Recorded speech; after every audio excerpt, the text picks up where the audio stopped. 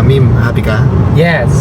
Happy ka? Malayo pa ang birthday ko pero kasi So, eto na nga mga Hobby Beast. Today may pupuntahan kami ni Happy David. And, alam niyo, this year si Happy David magpa 40 years old na. And as early as now, pero matagal pa yung birthday niya. Pero as early as now, nagpe-prepare na ako. Nagpe-prepare na kami, actually. And may pupuntahan kami ngayon kasi meron kami tinatarget na venue para sa celebration ng birthday ni Happy David. Nag-ocular lang kami ngayon para, kasi yung birthday ni Happy David, medyo peak yan. Kaya nagkakaunahan, kaya maaga pa lang, nagpe-prepare na kami para hindi kami maunahan sa mga venue. And today, pumuntahan natin yung isang venue na inaay namin, tsaka tinatarget namin, and hopefully available siya. And hopefully magustuhan namin para doon na kayo magsa-celebrate ng birthday ni Happy David this year. Lindy, nasaan na si Happy David? Nasa labas, nasa kotse na? Sa CR lang po. Nasa CR? Okay.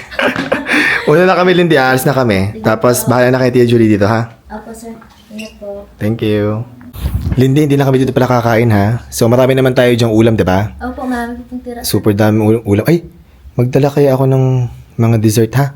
Meron po diyang ano nga yun? Sige, magdala ka. Papatikim natin sa mga friends namin mamaya pag nag-meet kami. Opo. Dahil marami kaming natirang dessert kagabi, pinabaunan ako ni Lindy. Ayan. Si-share din natin sa friends namin na inimit namin mamaya.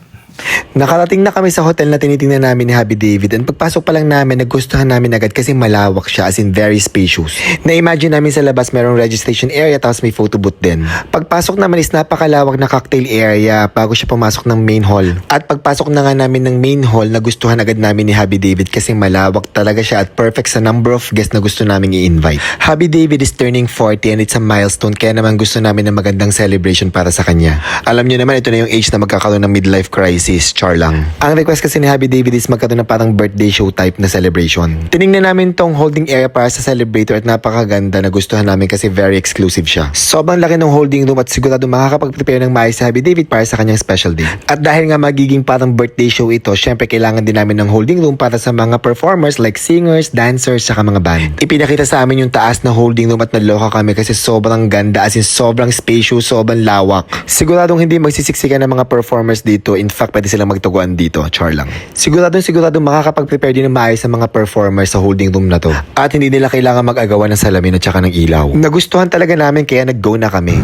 And we're done na sa aming ocular. And I think kukunin na namin ni Happy David kasi nagustuhan namin yung ballroom na binigay sa amin. I think yung setup is maganda and perfect para doon sa concept na gusto ni Happy David para sa kanyang birthday. Diba, Mim? Happy ka? yes.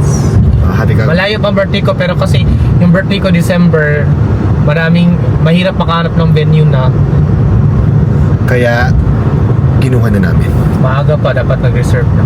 And na pumunta naman kami ni Happy David sa QC para mag-record ng Recording. kanta. Ayan, Kasi gumawa. nakita nila, di ba nakita nila sa mga live natin at minsan sa pag nagkakasama tayo with our friends na si Rolly, si Rap, si Princess, ang gagaling nilang kumanta. So naisip namin, gumawa kami ng kanta, tapos mga original namin na grupo kaming kakanta.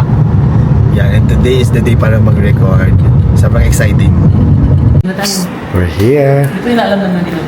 Let's go. Surprise na. Hi.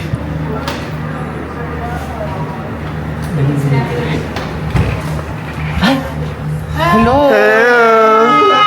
Hi! Hi! Record. Hello.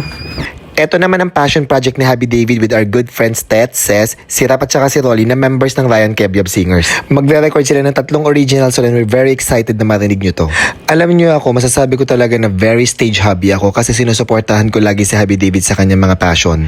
Especially when it comes to songwriting at saka singing. Importante kasi sa akin yung you feel good and you feel happy sa mga bagay na ginagawa mo. Hindi na importante yung clout tsaka yung fame. Ang pinakang importante is yung happy ka at saka masaya ka sa ginagawa mo, diba? Especially pagdating sa mga songs, bonus na lang talaga kung magustuhan ng mga listeners mo tsaka ng viewers mo. I will always be proud to my husband at tsaka sa mga friends namin. Ako yung #1 fan nila. And we can't wait na marinig ninyo pag natapos na namin yung recording nito.